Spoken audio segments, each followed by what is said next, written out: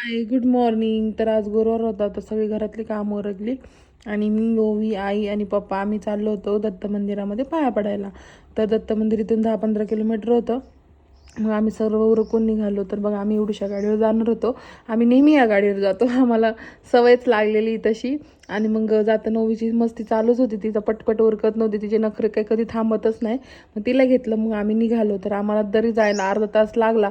आणि वातावरणही खूप छान होतं आणि ऊन असल्यामुळे अजून भारी वाटत होतं. मग तिथं आम्ही अर्ध्या तासाने पोचलो आणि पोचल्यावर बघितलं तर गेट बंदच होतं, पण तरी बाहेरून आम्ही दर्शन घेतलं व्यवस्थित.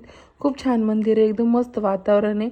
ओवी तिथं खेळत होती. मग आम्ही थोड्या वेळ बसलो, रेस्ट घेतली, थोड्या गप्पा मारल्या. मग खूप म्हणजे मस्त वाटत होत्या मंदिरात, असं वाटत यावंच नाही. तिथं मस्त सावली वगैरे, ओवी हे खूप एन्जॉय करत होती तिथं मंदिरातही. खूप प्रसन्न वाटत होतं. मग आम्ही दर्शन वगैरे घेतलं. मग आम्ही आपल्या घराकडे निघालो. Thank you, bye.